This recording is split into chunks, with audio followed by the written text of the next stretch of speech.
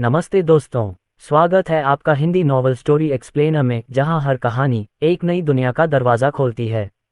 यहां आपको system, romance और मैजिक जैसी अलग अलग तरह की कहानियां मिलेंगी जो आपको एक जादुई और रोमांचक सफ़र पर ले जाएंगी। तो आइए इस अद्भुत सफ़र में आगे बढ़ते हैं। अध्याय 352। खतरनाक दुश्मन। जियांग जेन स्पष्ट रूप से उस पर किए जा रहे जानलेवा इरादे और दबाव को महसूस कर सकता था, लेकिन उसने ठंडी सांस ली और एक कदम आगे बढ़ा दिया। इमारत की छत पर एक दरार दिखाई दी और उसकी अपनी आभा ने दबाव को बलपूर्वक दूर कर दिया। अर्जुन, बुद्धिमान व्यक्ति समय को समझता है। तुम्हें पता होना चाहिए कि तुम्हारे लिए क्या अच्छा है। जियांग जेन्य की अर्जुन में रुचि उसे मारने की इच्छा से कहीं अधिक थी।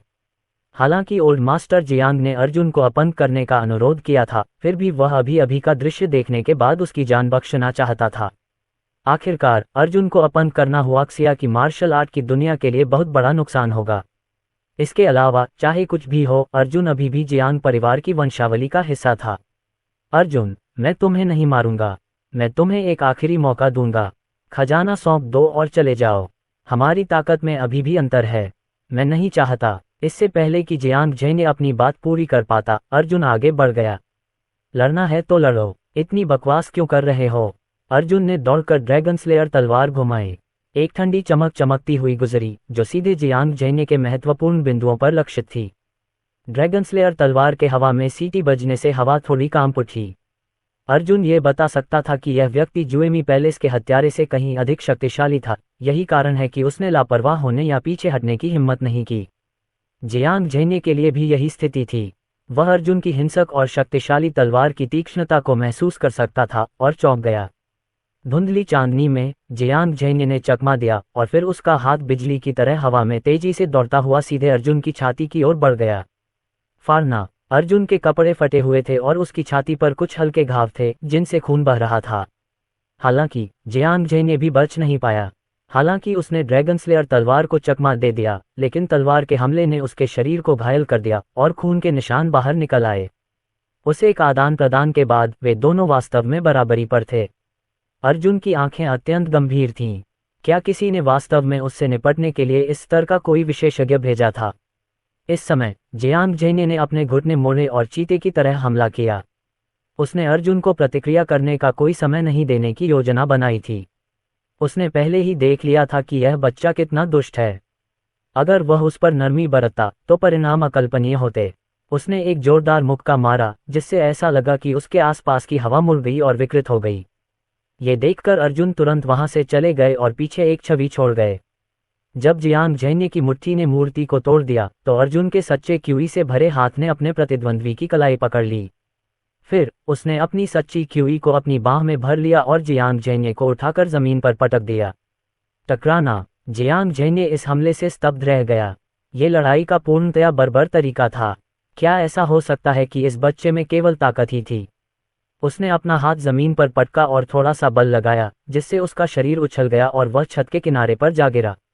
हालांकि इससे पहले कि वह कुछ और कर पाता, अर्जुन ने उस पर फिर से हमला कर दिया। इस बार अर्जुन ने बर्निंग स्काई पाम का उपयोग किया। उसके डेंटियन में मौजूद सारी सच्ची क्यूई उस एक हथेली के प्रहार में एकत्रित हो गई थी, जो ऐसा लग रहा था जैसे पूरी छत को दो हिस्सों में विभाजित कर देगी। जियांग जेन्य की आंखें आश्चर्य से चौड़ी हो गईं और उसका जबड़ा खुला रह गया। अभी एक क्षण पहले ही उसने सोचा था कि अर्जुन की युद्ध शैली सरल और बर्बर है, लेकिन इस बालक का अगला कदम एक विचित्र और शक्तिशाली युद्ध तकनीक थी। ये किस तरह की हथेली तकनीक थी? उसने मार्शल आर्ट की दुनिया में इसके बारे में कभी क्यों नहीं सुना था? या यह एक भ्रम था? हमले के शक्तिशाली बल ने उसे छत से नीचे धकेल दिया और वह नीचे गिर गया। जियांग जेन्य का चेहरा पीला पड़ गया था। एक प्राचीन मार्शल आर्ट व्यवसायी को मार्शल आर्ट तकनीकें करने के लिए एक लीवरेज पॉइंट की आवश्यकता होती है। हवा में स्वतंत्र रूप से गिरने के कारण उसके पास अपनी ताकत को निर्देशित करने के लिए कोई जगह नहीं थी। आखिरकार उसके पास स्टील का तार नहीं था जो जुमेई पैलेस हत्यारे के पास था। सौभाग्यवश नीचे एक विशाल वृक्ष था जिसकी शाखाओं ने उसे गिरने से बचा लिया। टकराना। वह जमीन पर गिर पड़ा। उसे लगा कि उसकी हड्डियां टूट गई हैं और जब उसके सिर का पिछला हिस्सा जमीन से टकराया तो उसे लगा कि उसे चोट लग गई है। उसने खुद को जगाने के लिए मजबूर किया और अपनी आंख के कोने से उसने एक काली छाया को छत से उतरते देखा।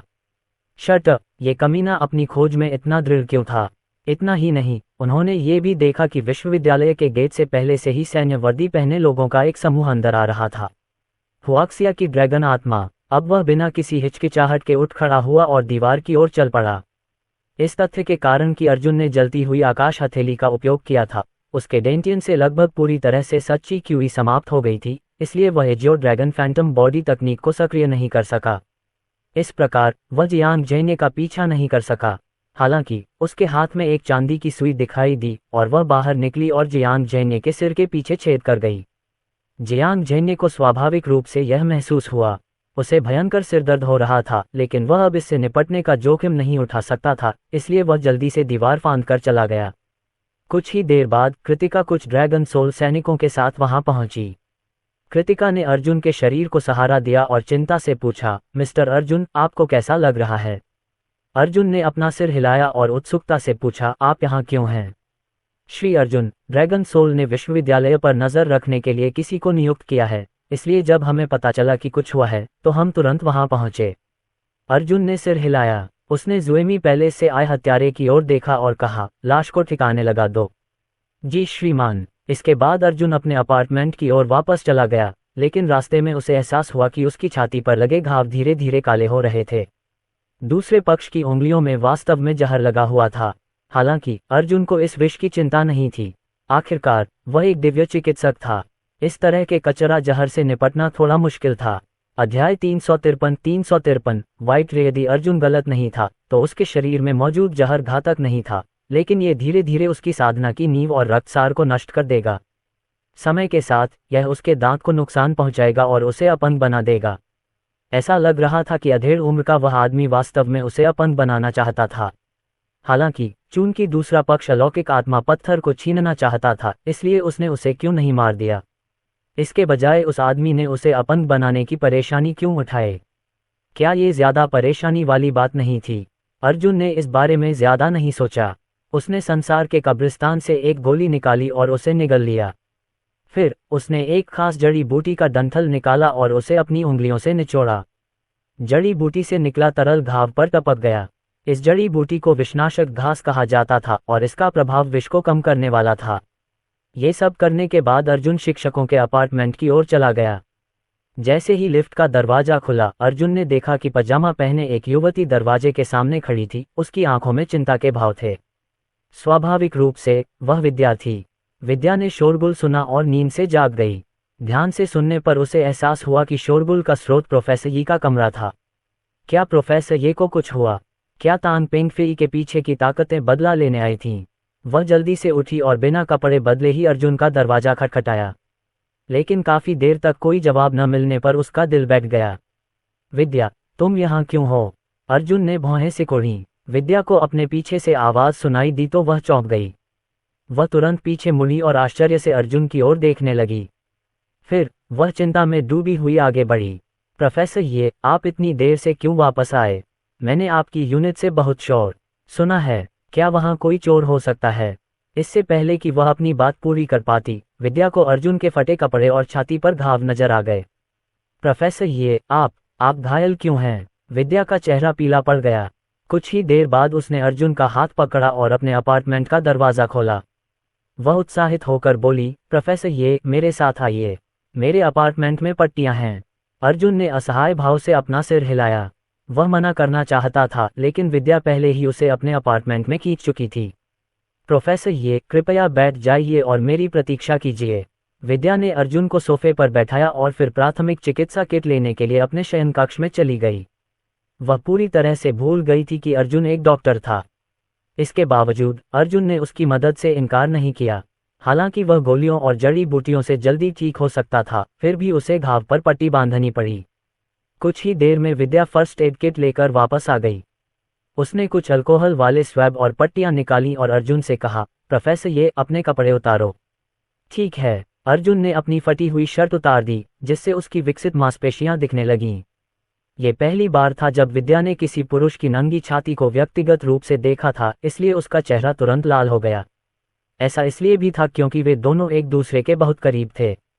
प्रोफेसर ये कपड़े पहने हुए बहुत पतले दिखते थे, तो कपड़े उतारने के बाद उनका फिगर इतना अच्छा क्यों लग रहा था? विद्या ने अपनी लार निगल ली और अपने भटके हुए विचारों को दूर कर दिया। फिर वह नीचे झुकी और धीरे से बोली, प्रोफेसर ये इससे थोड़ा दर्द हो सकता है। उसने अर्जुन के घावों को सावधानीपूर्वक साफ किया। प्रोफेसर ये आपको कैसा लग रहा है? मैं अभी आपके घावों पर पट्टी बांध दूंगा। अगर आपको असहज महसूस हो रहा है तो 11 आज रात अस्पताल में आपके साथ चलूंगा। अर्जुन खुद को असहाय महसूस कर रहा था। अगर वह उसे याद दिलाए कि अब वह एक डॉक्टर है तो यह और भी अजीब हो जाएगा। ठीक है, यह अच्छी बात है कि मैंने कुछ साल पहले प्राथमिक चिकित्सा का कोर्स किया था। कुछ ही देर बाद विद्या ने उसके घावों पर सफलतापूर्वक पट्टी बांधकर राहत की सांस ली। उसने अर्जुन की तरफ विजयी भाव से देखा, मानो अपनी प्रशंसा मांग रही हो। हालांकि अर्जुन ने कोई प्रतिक्रिया नहीं दी। तभी उसे एहसास हुआ कि उसने अभी भी अपना पजामा पहना हुआ है और उसका चेहरा चुकंदर की तरह लाल हो गया। उसका शरीर चीड़ के पेड़ की तरह सीधा था। धन्यवाद, बहुत देर हो गई है, जल्दी सो जाओ। अर्जुन खड़ा हो गया। वह उसे और परेशान नहीं करना चाहता था। इसके अलावा आधी रात को किसी पुरुष का किसी लड़की के कमरे में रहना ठीक नहीं था। विद्या को होश आया और उसने तुरंत अर्जुन का साथ दिया। तुम अभी भी घायल हो, मुझे तुम्हारी मदद करने दो। फिर वे दोनों दरवाजे के पास गए और उसे खोलने ही वाले थे कि किसी ने दस्तक दी। दरवाजा खुला और देखा कि वू फैन बाहर खड़ा है। टीचर वे, ऐसा लग रहा था जैसे अभी यहाँ भूकंप आया है। मुझे देखने दो। आवाज अचानक धीमी पड़ गई। वू फैन ने विद्या को देखा जो अभी भी पैजामा पहने हुए थी और फिर अर्जुन को जो नंगा था।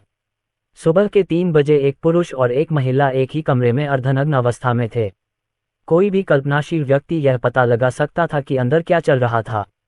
वू फैन ने स्थिति का फायदा उठाकर विद्या के प्रति अपनी चिंता व्यक्त करना चाहा था ताकि वह उस पर अच्छा प्रभाव डाल सके, लेकिन अब यह पूरी तरह से व्यर्थ लग रहा था। इस कुतिया ने बाहरी लोगों के सामने एक शुद्ध और मासूम लड़की होने का नाटक किया, लेकिन आधी रात को इस लड़के के साथ संबंध बना लिया। क्या वेश्या है? जब उसने ये सोचा तो उसे इतना गुस्सा आया कि उसका चेहरा लाल हो गया। वह आधे साल से विद्या की पढ़ाई कर रहा था, लेकिन वह एक प्रोफेसर से हार गया था जो अभी अभी वहां आया था। इस कमीने को अपना शिकार चुराने का क्या अधिकार था? वू फैन के दिल में गुस्सा जल उठा। प्रोफेसर वो, आप आधी रात को यहाँ क्यों हैं? वू फैन ने विद्या को घूर कर देखा और कोई जवाब नहीं दिया। उसे इस महिला से घृणा हो रही थी। तो क्या हुआ अगर वह सुंदर थी? वह मुड़ा और सीधे लिफ्ट की ओर चला गया। शायद ऐसा इसलिए था क्योंकि वह गुस्से में था, लेकिन जब वह लिफ्ट में पहुंचा तो उसने धीमी आवाज में गाली दी, बेशर्म वेश्या। हालांकि आवाज बहुत धीमी थी, फिर भी विद्या और अर्जुन ने उसे सुन लिया। विद्या का चेहरा बहुत पीला पड़ गया। किसने सोचा होगा कि वू फैन, जिसे वह हमेशा एक सज्जन व्यक्ति मानती थी, वास्तव में उसे वेश्या कहेगा। एक महिला के लिए यह एक गंभीर अपमान था। विद्या अब और नहीं रुक सकी और गुस्से से बोली, वू फैन, तुम्हारा क्या मतलब है? मैंने तुम्हें कैसे नाराज कर दिया? इस समय वू फैन पहले ही लिफ्ट में प्रवेश कर चुका था। जैसे ही दरवाजे बंद होने वाले थे, हवा का एक तेज झोंका आया और लिफ्ट के दरवाजे अर्जुन के हाथ के संपर्क में आते ही एक बार फिर खुल गए। फिर उसके हाथ ने वू फैन का कॉलर पकड़ लिया और उसे जमीन पर फेंक दिया। अध्याय 354 माफी मांगो। अनुवादक एंडलेस फैंटेसी, अनुवाद संपादक एंडलेस फैंटेसी, अनुवादक कराना। वू फैन को लगा जैसे उसके शरीर की सारी हड्डियां कुचल दी गई हों। उसने अर्जुन को आक्रामक नजरों से देखा। ये चे, तुमने मुझे मारने की हिम्मत कैसे की? मैं तुम्हें गिरफ्तार करने के लिए पुलिस को बुलाऊंगा। मेरे चाचा राजधानी में पुलिस बल में एक नेता हैं। अर्जुन ने उसकी धमकी पर ध्यान नहीं दिया और केवल इतना कहा, तुम्हारा मुंह एक थप्पड़ के लायक है। जैसे ही उसने बोलना समाप्त किया, अर्जुन ने धीरे से अपना हाथ हिलाया। हालांकि वह वू फैन से 2 मीटर दूर था, हवा का एक झोंका आया और वू फैन के गाल पर जा लगा। न केवल वू फैन का गाल लाल हो गया, बल्कि उसके कुछ दांत भी गिर गए। यह एक दुखद दृश्य था। वू फैन दंग रह गया और उसके चेहरे पर ऐसा भाव था मानो उसने कोई भूत देख लिया हो। उसे पता ही नहीं था कि उसके साथ क्या घटित हुआ है। विद्या से माफी मांगो, मैं तुम्हें ऐसा करने का सिर्फ एक मौका दूंगा, अर्जुन ने कहा। उनका स्वर बहुत शांत था, लेकिन बहुत ठंडा भी था। वू फैन का दिल तेजी से धड़कने लगा। दूसरी ओर विद्या को उम्मीद नहीं थी कि अर्जुन उसकी मदद करेगा। उसने अर्जुन की ओर देखा, लेकिन कुछ और नहीं कहा। वू फैन की पीठ पूरी तरह पसीने से भीग चुकी थी। किसी कारण से उसके शरीर के आसपास का तापमान गिरता जा रहा था और वह बहुत असहज महसूस कर रहा था। उसने अर्जुन और विद्या की तरफ देखा। स्वाभाविक रूप से उसे नहीं लगा कि थप्पड़ का अर्जुन से कोई लेना देना है। दूर से किसी को थप्पड़ मारना, मानो ऐसी कोई बेतुकी बात हो सकती है। मुझे माफ़ी क्यों मांगनी चाहिए? रात हो चुकी है और तुम दोनों आधे नंगे हो। तुम दोनों यूनिवर्सिटी के शिक्षकों की प्रतिष्ठा खराब कर रहे हो।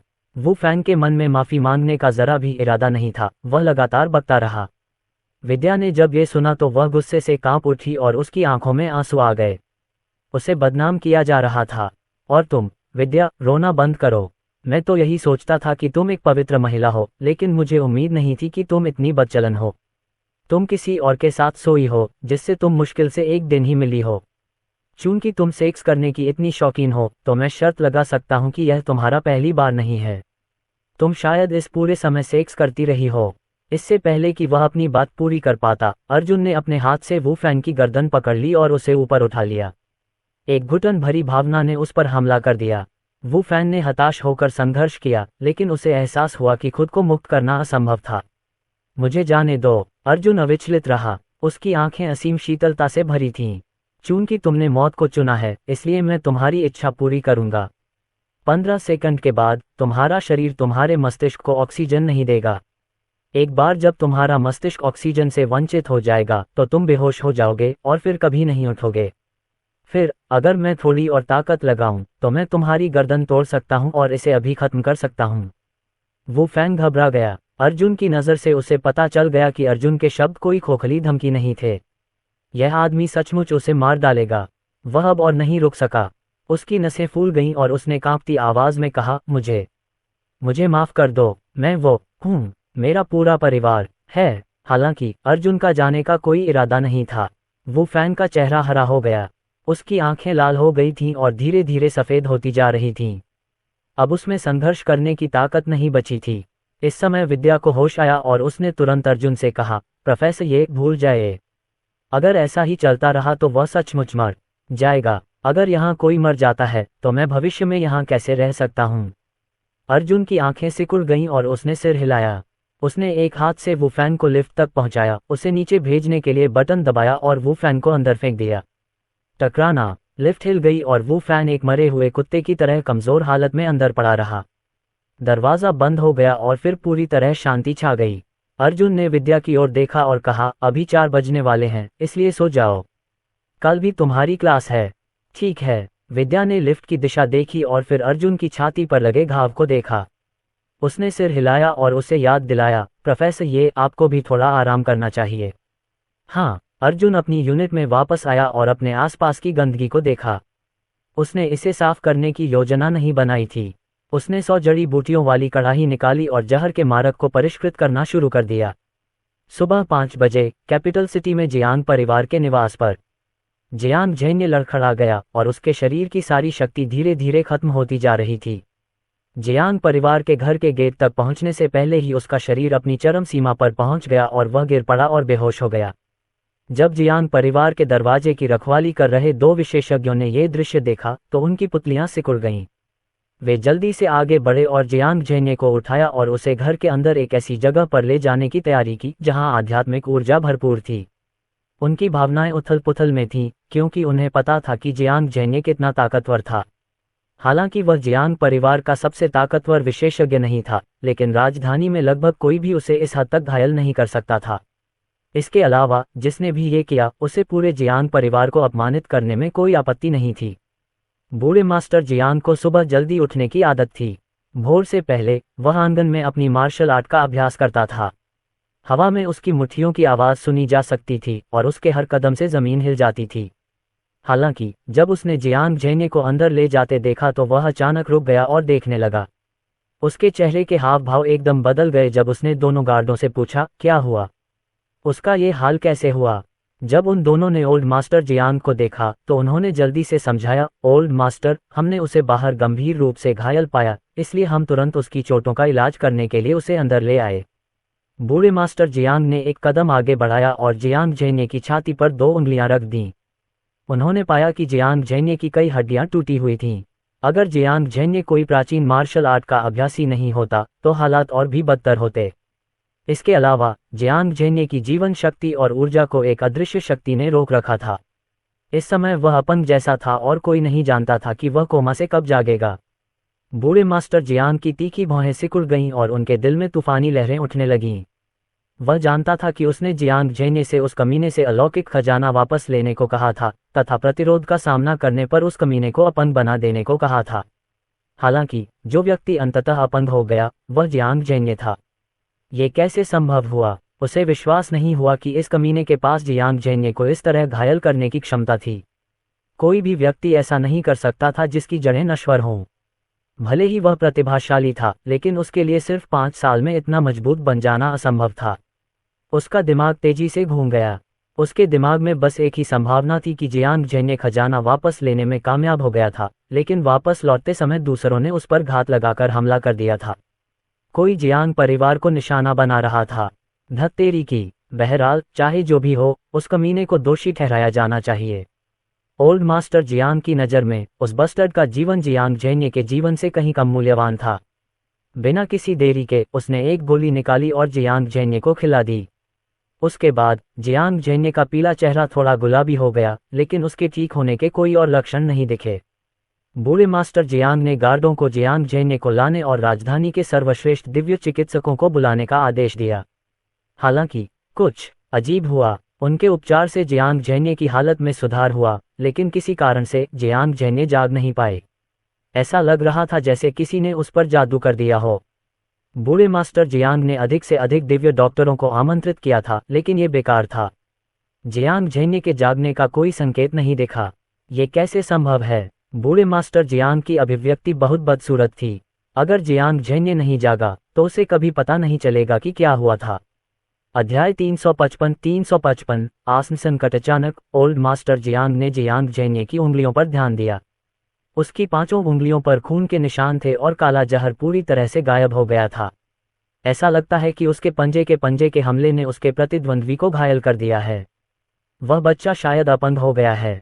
यह जहर ऐसी चीज है जिसका हुआक्सिया की मार्शल आर्ट की दुनिया में कोई इलाज नहीं है।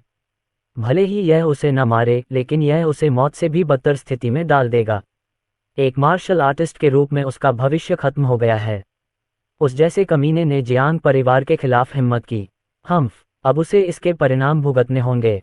कैपिटल सिटी यूनिवर्सिटी, शिक्षकों के अपार्टमेंट। विषर औषधि को सफलतापूर्वक परिष्कृत करने के बाद अर्जुन ने तुरंत उसे पी लिया और विष पूरी तरह से समाप्त हो गया। फिर उन्होंने इस अवसर का लाभ उठाकर पुनः साधना की। कुछ देर बाद अर्जुन धीरे से उठा और उसने गंदी सांस छोड़ी। रक्त ड्रैगन भी उसके शरीर में वापस घुस गया। एक रात की साधना के बाद रक्त ड्रैगन बड़ा हो गया था। अर्जुन को ये जानकर आश्चर्य हुआ कि केवल 3 चीजें ही थीं जो रक्त ड्रैगन को अधिक शक्तिशाली बना सकती थीं। प्रथम, खेती। दूसरा, अवसर और खजाने। तीसरा, रक्त और क्रोध। वह जितने अधिक लोगों को मारेगा और उसका प्रतिद्वंद्वी जितना अधिक शक्तिशाली होगा, रक्त ड्रैगन उतना ही अधिक शक्तिशाली बन जाएगा। वह उठकर खिड़की के पास गया और नीचे विश्वविद्यालय परिसर की ओर देखने लगा। अभी 1 दिन और बाकी है। भूत जेल कल आधी रात को खुलेगी और 1:11 में आखिरकार अपने माता पिता से मिल पाऊंगी। इस संभावना को देखकर वह उत्साहित क्यों न हो। पूरे 5 साल तक वह यही सोचता रहा कि उसके माता पिता मर चुके हैं, इसलिए जब उसे पता चला कि उसके माता पिता अभी भी जीवित हैं, तो दुनिया में उससे ज्यादा उत्साहित कोई नहीं हुआ।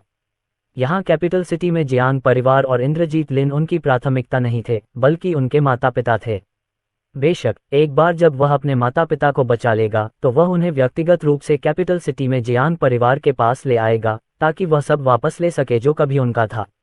जहां तक इंद्रजीत लिन की बात है, तो उसने अपने माता पिता के साथ जो कुछ किया था उसके लिए वह उसे 1000 गुना अधिक सजा दिलवाएंगे। तभी दरवाजे की घंटी बजी।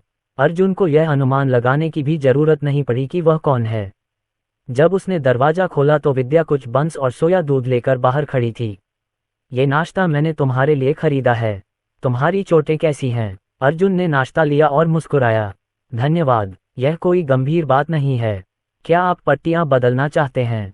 जब मैंने प्राथमिक चिकित्सा का प्रशिक्षण लिया था तो मुझे बताया गया था कि घावों को हर दिन साफ करना चाहिए, विद्या ने चिंतित होकर कहा। कल अर्जुन ने न केवल उसकी मां की मदद की, बल्कि वह उसके पक्ष में खड़ा हुआ और वो फैन से मां से माफी भी मांगी। अर्जुन से पहली बार मिलने के बाद से ही उसके मन में उसके प्रति काफी सकारात्मक विचार आ गए थे। ये पहली बार था जब उसने अपने पिता के अलावा किसी और व्यक्ति के लिए नाश्ता खरीदा था। अर्जुन ने कहा, इसकी कोई जरूरत नहीं है, मेरे घाव पहले ही भर चुके हैं। विद्या दंग रह गई और अर्जुन की ओर आंखें घुमाने लगी। प्रोफेसर, ये क्या आप मजाक कर रहे हैं? आपके घाव को ठीक होने में कम से कम 1 सप्ताह लगेगा। अर्जुन ने आगे कुछ नहीं बताया। उसने अपनी ती शर्ट उतारी और फिर पट्टियां हटा दीं। विद्या दंग रह गई। कल के निशान वास्तव में गायब हो गए थे। ये कैसे संभव हुआ? अगर दुनिया में सचमुच अमर गोलियां होती तो भी वे इतनी चमत्कारी नहीं होती, है ना? उसका मुंह खुला का खुला था और आंखें उलझन और आश्चर्य से भरी हुई थीं। वह अर्जुन को ऐसे देख रही थी जैसे उसने कोई भूत देख लिया हो। क्या तुम भूल गए कि मैं भी असल में एक डॉक्टर हूँ? संयोग से मेरे पास कुछ ऐसी दवा है जो घाव और जख्मों को ठीक कर सकती है। विद्या को अंततः याद आ गया कि कल उसकी माँ के साथ क्या हुआ था और उसे एहसास हुआ। हालांकि उसके सामने सब कुछ उसकी समझ से परे था, लेकिन वास्तविकता उसकी आंखों के सामने थी। वह और क्या कह सकती थी उस स्थिति में? प्रोफेसर, मैं पहले कक्षा में जाऊंगा। वैसे आज प्रिंसिपल व्यक्तिगत रूप से योंगवेई जुबान रेस्तरां में एक रात्रिभोज की व्यवस्था कर रहे हैं और उन्होंने सभी शिक्षकों और प्रोफेसरों को आमंत्रित किया है। उन्होंने मुझे आपको आमंत्रित करने के लिए कहा है। क्या आप जाने में रुचि रखते हैं? नहीं, अर्जुन ने मना कर दिया। विद्या थोड़ी निराश हुई, लेकिन सिर हिलाकर बाहर चली गई। पूरे विश्वविद्यालय में प्रिंसिपल को अस्वीकार करने का साहस करने वाला एकमात्र व्यक्ति संभवतः अर्जुन था। हालांकि अर्जुन की पहचान खास थी। उसने देखा था कि वह क्या कर सकता है, इसलिए उसे लगता था कि प्रिंसिपल को शायद उसके लिए चीजें मुश्किल बनाने का कोई अधिकार नहीं था। वह कई बार अर्जुन से उसकी पहचान पूछना चाहती थी, लेकिन शब्द उसकी जुबान पर ही अटके रह गए। अंत में वह केवल ये दिखावा कर सकी कि ये एक साधारण विश्वविद्यालय प्रोफेसर है। विद्या के चले जाने के बाद अर्जुन साधना जारी रखने ही वाला था कि उसने कमरे में एक और आकृति देखी। आश्चर्य की बात यह थी कि वह लू हानशुंग था। अर्जुन के होठों पर एक ठंडी मुस्कान आ गई। क्या तुम मुझे परेशान कर रहे हो? क्या इसीलिए तुम जियांगन प्रांत में नहीं रह सके और राजधानी शहर में आ गए? लू हसुआंग ने अपना सिर हिलाया। अर्जुन, मुझे पता था कि तुम कैपिटल सिटी में परेशानी खड़ी करोगे, लेकिन चीजें मेरी सोच से कहीं ज्यादा तेजी से बिगड़ गईं। इसके साथ ही लू हानशुंग के हाथ में एक टैबलेट आ गई और उसने उसे अर्जुन की ओर फेंक दिया। तुम्हारा नाम पहले ही जुमेई पैलेस की आधिकारिक वेबसाइट के पहले पन्ने पर आ चुका है। मुख्यालय के बड़े लोग पहले से ही गुस्से में हैं और तुमसे निपटने की तैयारी में ज्यादातर हत्यारों को वापस बुला लिया है। मैं उनमें से एक हूँ। आप अभी जिस जगह पर रह रहे हैं, आपकी लड़ाकू शक्ति का स्तर और अन्य विवरण सभी आधिकारिक वेबसाइट पर हैं। बहुत जल्द ही जुएमी पैलेस आपको मारने के लिए अपनी पूरी ताकत लगा देगा। जुमेई पैलेस के लोगों को कभी किसी ने इतना नहीं डराया। मुझे नहीं पता कि मुझे आपकी तारीफ करनी चाहिए या आप पर हंसना चाहिए। अर्जुन को उम्मीद नहीं थी कि जुएमी पैलेस उससे निपटने के लिए इतने सारे लोगों को जुटा लेगा।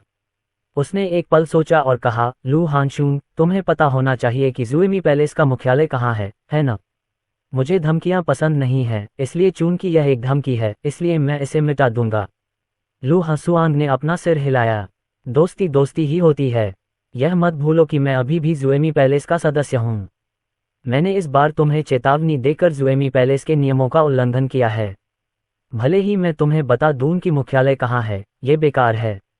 तुम सिर्फ अपने विनाश की ओर बढ़ रहे हो। अर्जुन ने आंखें सिकोड़कर एक जानलेवा आभा छोड़ी। तो फिर तुम यहाँ क्यों आए? लू हानशुंग का शरीर नष्ट हो चुकी खिड़की के सामने खड़ा था।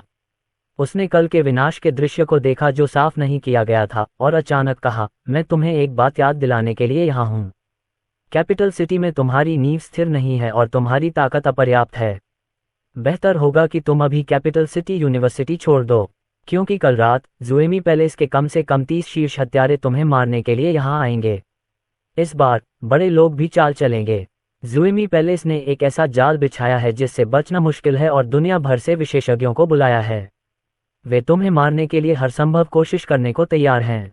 उसकी ठंडी आवाज़ पूरे कमरे में गूंज गई। इस समय अर्जुन के चेहरे पर अजीब भाव आ गया। सच कहूं तो वह इन हत्यारों से नहीं डरता था, हालांकि उनका आगमन भूत जेल के खुलने के साथ ही होगा। कौन जानता था कि कल रात यूनिवर्सिटी में किस तरह की तबाही मचेगी। इतनी सारी ताकतों के मौजूद होने से संघर्ष और स्थिति नियंत्रण से बाहर हो जाएगी। लू हानशुंग ने अर्जुन के आश्चर्य को देखा और उसके मुंह के कोने पर आश्चर्य की झलक दिखाई दी। पता चला कि यह आदमी भी डर गया था। उसने सोचा था कि अर्जुन निडर है। मैं इसे यहीं छोड़ता हूँ। तुम जाना या न जाना तुम्हारा मामला है।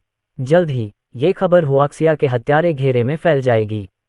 अगर तुम नहीं गए तो तुम कल के बाद का दिन देखने के लिए जीवित नहीं रह पाओगे।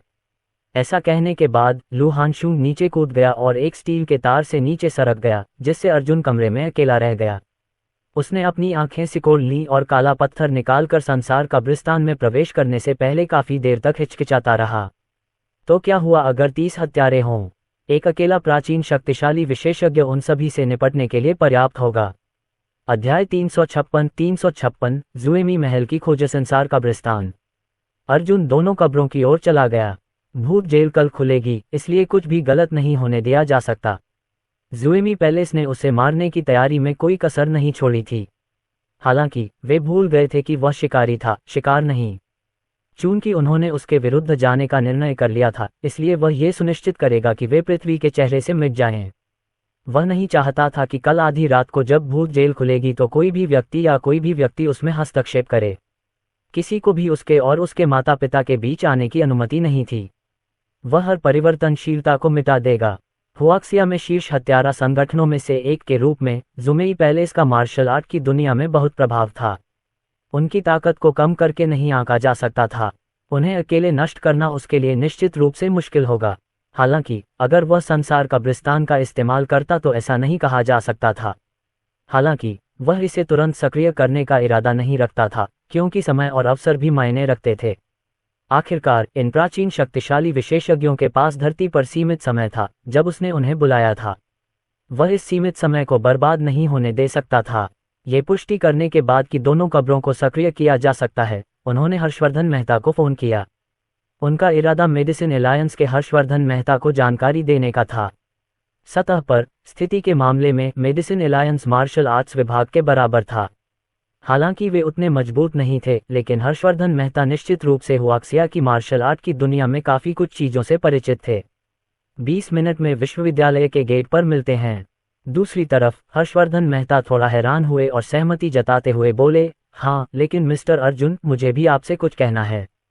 20 मिनट बाद विश्वविद्यालय के प्रवेश द्वार पर स्वर्गीय रंगीन खिड़कियों वाली एक बंद मेबैग के अंदर जब अर्जुन की मुलाकात हर्षवर्धन मेहता से हुई तो वह बोलने ही वाले थे कि हर्षवर्धन मेहता ने उन्हें एक दस्तावेज दिया। श्री अर्जुन, मुझे अभी खबर मिली है कि जुएमी पैलेस कल आप पर हमला करने वाला है। उन्होंने शीर्ष हत्यारों के मिशन को भी निलंबित कर दिया है और उन सभी को वापस भेज दिया है। अर्जुन ने जानकारी पर नजर डाली और उसे एक तरफ रख दिया। मुझे पता है श्री अर्जुन, क्या आपको मेडिसिन एलायंस से बयान दिलवाने की जरूरत है?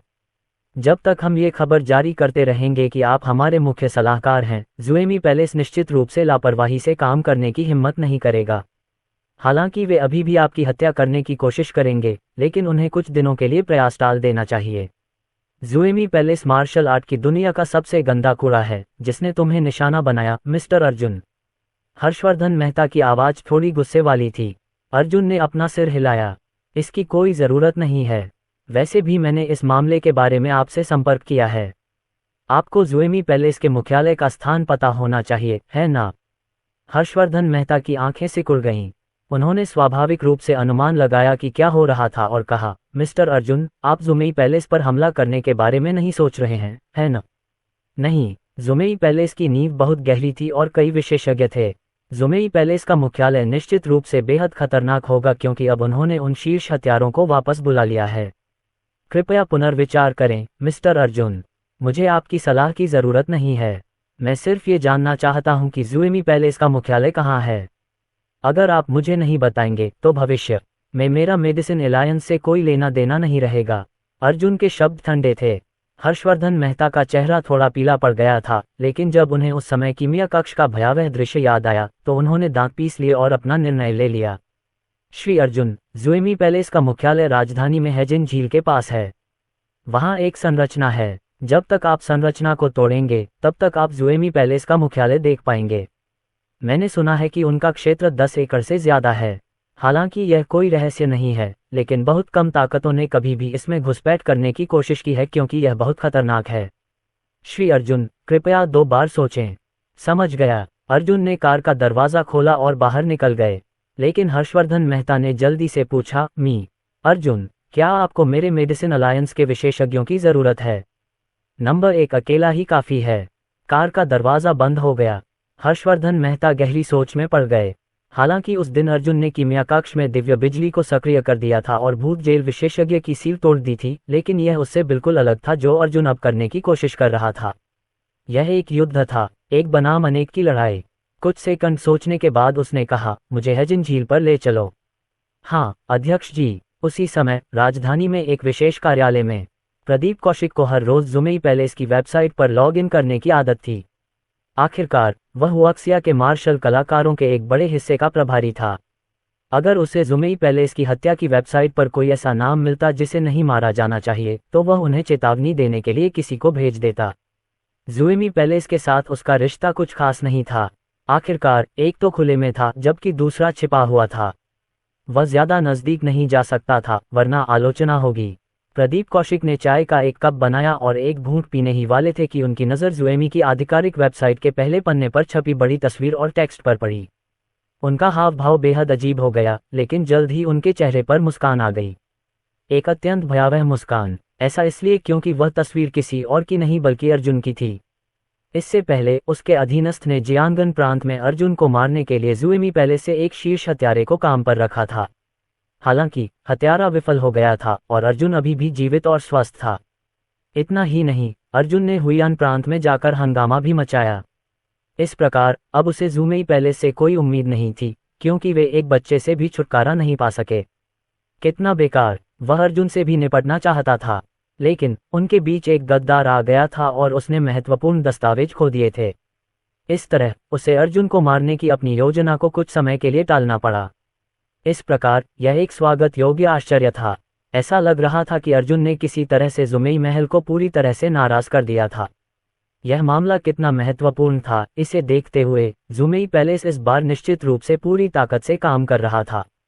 उत्तम, ईमानदारी से कहें तो वह भी जुमेई पैलेस के विशेषज्ञों द्वारा की गई पूरी घेराबंदी का सामना करने में सक्षम नहीं होगा। हालांकि उसका सिर काटने के लिए उन्हें भारी कीमत चुकानी पड़ेगी। जब वह इस मामले पर खुश हो रहा था, तभी उसकी नज़र वेबसाइट पर दिए गए पते पर पड़ी। राजधानी शहर विश्वविद्यालय। उसने अपनी आंखें सिकोड़ लीं और तुरंत समझ गया।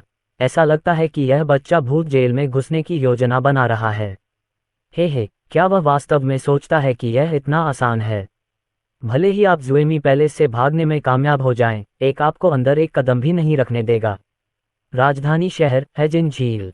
यह क्षेत्र राजधानी के पश्चिमी उपनगरों में स्थित था। ये बहुत ही दुर्गम था और इसका अधिकांश भाग कृषि भूमि से ढका हुआ था। राजधानी शहर की सरकार ने अभी तक इस क्षेत्र को विकसित करने की कोई योजना नहीं बनाई थी। हेजिन झील एक छोटी सी मीठे पानी की झील थी। इसका नाम हेजिन झील इसलिए रखा गया क्योंकि कुछ 100 साल पहले कोई यहाँ सोना खोजने आया था।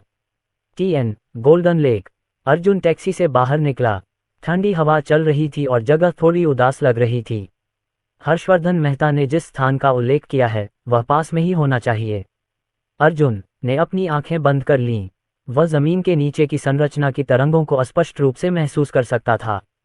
यहाँ तक कि यहाँ का चुंबकीय क्षेत्र भी बदल गया था। उसकी आंखें हत्या के इरादे से भरी हुई थीं और उसके शरीर के अंदर रक्त ड्रैगन दहाड़ रहा था और लड़ाई की भावना से भरा हुआ था। संरचना से आध्यात्मिक उतार चढ़ाव का पता लगाते हुए अर्जुन ऊपर की ओर बढ़ गया। वह जितना आगे बढ़ता गया, दबाव उतना ही कम होता गया, जिससे उसे असहजता महसूस होने लगी। अचानक अर्जुन की आंखें सिकुड़ गईं। उसने देखा कि कुछ ही दूरी पर गिरे हुए पत्ते किनारे पर गिर रहे थे। ये वहां था। गिरे हुए पत्ते जुएमी पैलेस के प्रवेश द्वार की ओर इशारा कर रहे थे। अध्याय 357 वह यहाँ है। अर्जुन ने गिरती पत्तियों की दिशा में देखा। उसे हवा में उस संरचना के निशान दिखाई दिए जो छुपे हुए थे। केवल वे ही लोग इन्हें खोज पाएंगे जिन्होंने बारीकी से देखा होगा। अर्जुन ने अब कोई हिचकिचाहट नहीं दिखाई। उसने एजियो ड्रैगन फैंटम बॉडी तकनीक को सक्रिय किया और पलक झपकते ही उस संरचना की ओर दौड़ पड़ा। अपनी उंगली को उस पर दबाते हुए उसे महसूस हुआ कि उसके सामने कोई बाधा है। इस तरह की विधि से मुझे रोकने की कोशिश कर रहे हैं। और यहाँ मैं सोच रहा था कि उन्होंने किस तरह की शक्तिशाली संरचना स्थापित की है। अर्जुन ने ठंडी सांस ली। उसने अपनी उंगलियों से एक मुहर बनाई और खून की एक बूंद बाहर निकाली जो उस मुहर पर गिरकर बिखर गई। तभी ऐसा लगा कि पूरी संरचना कांपने लगी और हिलने लगी। अर्जुन ने ड्रैगन स्लेयर तलवार निकाली और उसे संरचना पर घुमाया, जिससे अवरोध में छेद हो गया। अंदर एक और दुनिया थी। अंदर एक विशाल और भव्य महल था और वह बता सकता था कि यहाँ आध्यात्मिक ऊर्जा बाहर की तुलना में कहीं अधिक प्रचुर थी। किसने सोचा होगा कि राजधानी के पश्चिमी उपनगरों में एक निर्जन कृषि क्षेत्र में ऐसी जगह छिपी होगी। अर्जुन ने एक हाथ से अवरोध को इतना चौड़ा कर दिया कि वह अंदर जा सका और फिर वह अंदर घुस गया। जैसे ही वह अंदर दाखिल हुआ, उसके कानों में दो तीखी आवाजें गूंजीं। तुम कौन हो? तुम कहाँ से आए हो? अर्जुन ने आवाजों के स्रोत की ओर मुड़कर देखा तो काले सूट पहने दो हटे कट्टे आदमी उसे घूर रहे थे। उनके कपड़ों पर खून के समान लाल रंग का बेर के फूल का निशान था और उनकी हत्या की मंशा स्पष्ट थी। ज़ुमेई पैलेस, तुम कौन हो? मुझे अपना ब्लडी प्लम टोकन दिखाओ या मर जाओ। उन दोनों ने देखा कि अर्जुन की वेशभूषा अपरिचित थी और तुरंत सतर्क हो गए तथा किसी भी समय आक्रमण करने के लिए तैयार होकर अपने हथियार निकाल लिए। अर्जुन ने आसपास देखा और कोई नहीं मिला। फिर उसने खुद की ओर इशारा करते हुए कहा, तुम मुझसे पूछ रहे हो? दिखावा मत करो, तुम्हारे अलावा यहाँ और कौन है? अर्जुन ने ठंडे स्वर में उत्तर दिया, मैं यहाँ ज़ुएमी महल को नष्ट करने आया हूँ। जैसे ही उसने बोलना समाप्त किया, उसका शरीर चमक उठा और गायब हो गया। दोनों पुरुषों के शरीर के बीच से एक छाया गुजरी, जैसे ही उसकी सच्ची क्यूई के रेशे अदृश्य ब्लेड बन गए, जिन्होंने दोनों पुरुषों पर वार किया। जब तक उन दोनों ने प्रतिक्रिया की, उन्हें एहसास हुआ कि उनके शरीर बिल्कुल भी हिल नहीं सकते। ये कैसी ताकत थी? इससे पहले कि वे एक भी शब्द बोल पाते, उनके शरीर से फव्वारे की तरह खून बहने लगा और उनके शरीर पर अचानक अनगिनत घाव उभर आए। उन्हें अलार्म बजाने का समय भी नहीं मिला था कि उनके शरीर जमीन पर गिर पड़े और उनके खून से जमीन लाल हो गई। अर्जुन ने उनकी लाशों को अनदेखा किया और जंगल में और आगे बढ़ गया। जब वह आगे बढ़ा तो उसे दूर से एक भव्य महल दिखाई दिया। ऐसा लग रहा था कि अंदर कई विशेषज्ञ उसका इंतजार कर रहे होंगे। ईमानदारी से कहूं तो अगर वह ज़ुएमी पैलेस पर कब्जा कर सके तो यह अच्छी बात होगी। उसे राजधानी में एक सैन्य बल की आवश्यकता थी। यदि ज़ुएमी पैलेस डाक हॉल के साथ विलय के लिए तैयार था तो वह राजवीर राणा को इस नई सेना का प्रभारी बना सकता था। यदि ज़ुएमी पैलेस सहयोग नहीं करता तो वे आज इतिहास बन जाते। महल की ओर चलते हुए अर्जुन की आंखें ठंडी चमक से चमक उठीं। उसी समय मुख्य हॉल में लगभग 50 शीर्ष हत्यारे एकत्रित थे, जिनमें बुजुर्ग, बच्चे, महिलाएं और पुरुष शामिल थे। ये लोग खुद को छिपाने और लोगों को चुपके से मारने में माहिर थे। इसके अलावा वे सभी मजबूत मार्शल कलाकार भी थे। उनमें से कई ने विदेशों में भी अपने मिशन को अंजाम दिया, क्योंकि महल के स्वामी ने अपनी महत्वाकांक्षा को हुआक्सिया तक सीमित नहीं रखा। ऊंचे मंच पर बाग के आकार में नक्काशीदार एक पत्थर की कुर्सी रखी हुई थी। पत्थर की कुर्सी से आध्यात्मिक ऊर्जा निकल रही थी, जो ये दर्शाती थी कि यह कितनी मूल्यवान थी। पत्थर की कुर्सी पर बैठा मध्यम आयु वर्ग का व्यक्ति ज़ुमेई पैलेस का महल स्वामी झान ताओ था। झान ताओ के शरीर से एक शक्तिशाली शैतानी आभा निकल रही थी जो लगभग मूर्त लग रही थी। सिर्फ उसकी नज़र ही किसी के दिल की धड़कन बढ़ाने के लिए काफ़ी थी। अचानक झान ताओ उठ खड़ा हुआ। उसने भीड़ पर नज़र घुमाते हुए कहा, आप सभी को पता होना चाहिए कि मैंने आपको अपना मिशन रद्द करने और वापस आने के लिए क्यों कहा था। हम जानते हैं। नीचे से आभार प्रकट करने की आवाज़ें सुनाई दीं। लू हानशुंग और लिंग फैंग भी उनमें शामिल थे। झान ताओ ने सिर हिलाया और अपने हाथ पीछे कर लिए। उसने कहा, जब से मेरे पिता ने ज़ुमेई पैलेस को मेरे हवाले किया है, तब से हमें कभी भी किसी परेशानी वाले प्रतिद्वंद्वी का सामना नहीं करना पड़ा है और हम कभी भी बार बार असफल नहीं हुए हैं। हालांकि अब ऐसा ही एक व्यक्ति सामने आया है और ज़ुमेई पैलेस के रास्ते में खड़ा है। आपको क्या लगता है कि हमें क्या करना चाहिए? उसका सिर काट दो और उसका रक्त सार सोख लो। पूरे हॉल में एक और चौंकाने वाली दहाड़ गूंजी। अच्छा, बहुत अच्छा। कल रात मैं आपसे पूछूंगा कि इस बच्चे को अपंग बनाने और उसका सिर मेरे पास लाने में कितने मिनट लगेंगे। झान ताओ की आवाज़ फिर से गूंजी, ठंडी और गरिमामयी। जैसे ही उसने बोलना समाप्त किया, एक नकाबपोश आदमी सामने आया और दहाड़ते हुए बोला, महल के स्वामी, मुझे 30 सेकंड दीजिए। मैं निश्चित रूप से उसे टुकड़े टुकड़े कर दूंगा। उसी समय एक और दाढ़ी वाला आदमी खड़ा हुआ और उसने आत्मविश्वास से कहा, महल के राजा, 30 सेकंड बहुत लंबा समय है। मुझे 10 सेकंड दीजिए और मैं खुद उसका सिर काट दूंगा। मुझे हथियार की भी जरूरत नहीं है। वह मुझे अपना हथियार निकालने के लिए मजबूर करने के योग्य नहीं है। झान ताओ ने सिर हिलाया। वह इन उत्तरों से बहुत संतुष्ट था, लेकिन फिर भी उसने कहा, हालांकि आप ज़ुमेई पैलेस के कुलीन हैं और बेहद शक्तिशाली हैं, हमारे लोग पहले ही एक से अधिक बार इस छोटे कमीने के हाथों मारे जा चुके हैं। सुरक्षित पक्ष पर रहने के लिए एक आप में से 30 लोगों को चुनेगा। एल्डहे समूह का नेतृत्व करेंगे और कैपिटल सिटी यूनिवर्सिटी में एक अपरिहार्य जाल बिछाएंगे। वह निश्चित रूप से मर जाएगा। हम आपके आदेश का पालन करेंगे, महल के स्वामी। लिंग फैंग और लू हानशुंग ने असहाय भाव से अपना सिर हिलाया। उन्हें उम्मीद थी कि अर्जुन पहले ही कैपिटल सिटी यूनिवर्सिटी छोड़ चुका होगा, अन्यथा कोई भी उसे बचा नहीं पाएगा। ठीक इसी समय अचानक एक परिवर्तन हुआ। एक काली छाया बहुत तेजी से जान ताओ की ओर बढ़ी। ये देखकर कि यह छाया उस तक पहुंचने वाली थी, जान ताओ ने व्यंग्य किया और हथेली से वार किया। हथेली का प्रहार उसकी शैतानी आभा से ओतप्रोत था, जो काली छाया की ओर बढ़ रहा था। पादा, उसे आश्चर्य हुआ कि उसकी ओर उड़ती हुई छाया एक सिर थी। इसके अलावा ये सिर जुएमी पैलेस के एक विशेषज्ञ का था। ये दृश्य देखकर सभी के भाव एकदम बदल गए। वह सिर किसका था और यहाँ क्यों था? इस अफरा तफरी के बीच हॉल में प्रवेश करने वाले पदचिह्नों की आवाज सुनाई दी और सभी लोग ये देखने के लिए मुड़े कि यह कौन है। एक युवक आराम से उनकी तरफ बढ़ रहा था, जो साधारण कपड़े पहने हुए था और उसके हाथ जेब में थे। वह पूरी तरह से शांत और बेफिक्र दिख रहा था। जब उन्होंने युवक का चेहरा साफ देखा तो दंग रह गए, यहाँ तक कि हॉल में सांस की आवाज भी सुनाई नहीं दे रही थी। वे सभी ऐसे थे मानो मूर्तियां जमीन पर जड़वत खड़ी हों। क्या यह उनकी हत्या का लक्ष्य नहीं था? वह यहाँ क्यों था? वह यहाँ कैसे था? यह जुएमेई पैलेस था। भीड़ में लिंग फैंग की अभिव्यक्ति बेहद भयभीत थी और लू हानशुन की आंखें चौड़ी हो गईं क्योंकि उसने अपना मुंह ढकने के लिए अपना हाथ बढ़ाया था। वह सचमुच यहाँ आया था। क्या वह मौत को दावत दे रहा था?